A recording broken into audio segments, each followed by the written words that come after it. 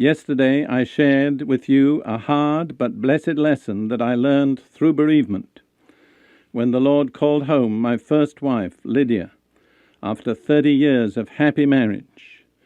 I learned that God weans us from the temporal to the eternal. He lets us enjoy beauty and friends and pleasure, but then He shows us these are just temporary shadows of the reality which is eternal and permanent. And so there comes a time when the weaning process takes place and we release our grip on that which we've loved and enjoyed, and we let it go, but in its place we receive something that is permanent and eternal. I'm not going to say that's an easy lesson, but it's a blessed lesson. The lesson I'm going to share today concerns the only secure and enduring basis for the whole life of faith, and yet is one which people often tend to overlook to their own great loss. You see, the Bible opens with this lesson. The opening words of the Bible in many ways are the key to the whole Bible. In Genesis chapter 1, verse 1, in the beginning, God. If we would always keep God in the beginning, and that means a lot more than just at the starting point. The Hebrew word is directly connected with the word for head. It means in the chief place, in the first place, God. And as long as God is in the first place, in the chief place, in our lives, in all our attitudes, in all our actions, believe me, life will go well. Things will work out the way that we desire. You see, this is contained, too, in the first two commandments. You know, I knew the commandments as a child. I memorized them at some time in my childhood. But they never really impacted me. And it's only fairly recently that I've come to see that the first commandment is the first commandment. It's the one that really matters. These are the first two commandments. I am the Lord your God who brought you out of Egypt, out of the land of slavery. You shall have no other gods before me. And then the second one is related. You shall not make for yourself an idol in the form of anything in heaven above or on the earth beneath or in the waters below. You shall not bow down to them or worship them. For I, the Lord your God, am a jealous God, punishing the children for the sins of the fathers to the third and fourth generation of those who hate me, but showing love to thousands who love me and keep my commandments. I want to tell you that the basic issue in your life, in my life, in the life of each one of us, is very simple. Who is your God? That ultimately is going to determine everything that you experience in time and in eternity. It sounds so simple, but it's absolutely basic. And if we ever remove that basis, then our whole spiritual life will begin to crumble and fall apart. This was confirmed, of course, in the teaching of Jesus in the New Testament. In Matthew 22, verses 35 through 38, we read that a certain man, an expert in the law, tested Jesus with this question: Teacher, which is the greatest commandment in the law? Jesus replied, Love the Lord your God with all your heart and with all your soul and with all your mind. This is the first and greatest commandment. Very clear. Before anything else in life comes our attitude to God, to love Him with a pure, total, unreserved love. Sometimes we get a wrong idea of what faith is. Through many centuries of church doctrine and theology, a lot of people have got the impression that faith is accepting the right truths and holding on to them. But I have to tell you on the basis of careful word study that both in the Hebrew of the Old Testament and in the Greek of the New Testament, the root, primary, basic meaning of the word for faith is loyalty or faithfulness. It's not what we believe in our heads, that's important, but it's our attitude toward God. Basically, faith is being totally committed and loyal to God. You can entertain all the right doctrine, say all the right things with your mouth, but if you are not totally loyal and committed to God, you are not based on biblical faith. I think there needs to be a tremendous revolution in the thinking of millions of Christians. We've got to rethink what faith is. Faith is faithfulness, and primarily it's faithfulness to God. And God tolerates no rivals. How important to see that. In 1 John 2:15, the apostle says, "Do not love the world or anything in the world. If anyone loves the world, the love of the Father is not in him." These two things are incompatible.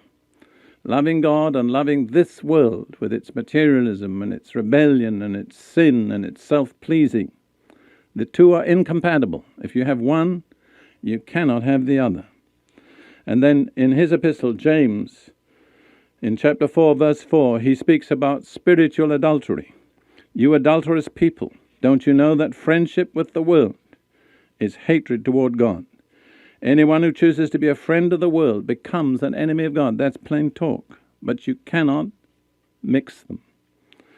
You see, everything of value in life has its origin in God. How important to see that.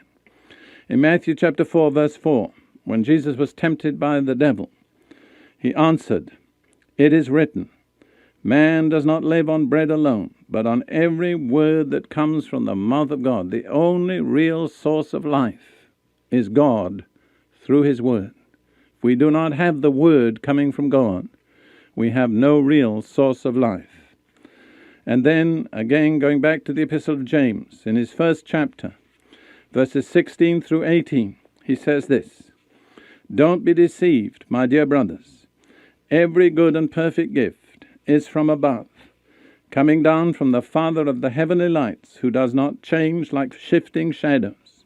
He chose to give us birth through the word of truth, that we might be a kind of first fruits of all he created." You understand? The new birth doesn't come because we will it. It comes because God willed it. And everything that's good and everything that's perfect has only one source. It's God. If we lose our contact with God, if God loses his primacy in our lives, we are cutting ourselves off from everything that is good and everything that is perfect. Now I want to turn for a few moments to the negative, the opposite of obeying the first commandment, which is turning to false gods. And in modern terminology, that is turning to the occult. I feel that so many people do not appreciate how terrible this is. What a sure and certain path it is to darkness and disaster. I have come to believe in my ministry, in counseling and preaching and ministering to people, that at the root of every serious problem in a human life is some involvement with the occult, with false gods. Listen to what God said through Moses in Deuteronomy 18, verses 10 through 12. "Let no one be found among you who sacrifices his son or his daughter in the fire." That's a person who offers his own child in living sacrifice to be burned in an oven to a false god. Now you say, terrible. But listen to the other things that go on in the same verses, just separated by a comma. "Let no one be found among you who sacrifices his son or daughter in the fire, who practices divination or sorcery," that's any kind of fortune telling, "interprets omens, engages in witchcraft, or casts spells, or who is a medium or spiritist, or consults the dead.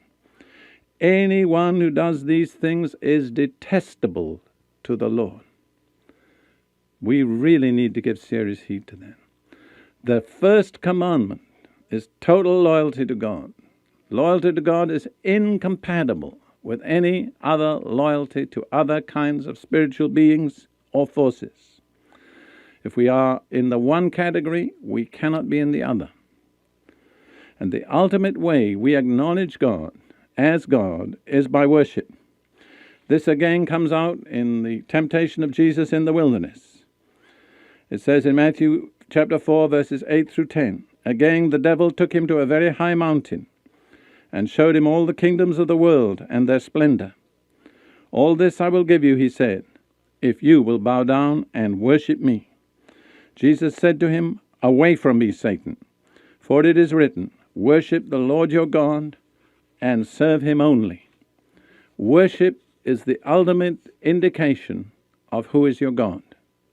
Whatever you worship becomes your God, whether it's money, sex, self, a political or a religious leader, whatever or whoever. That becomes your God.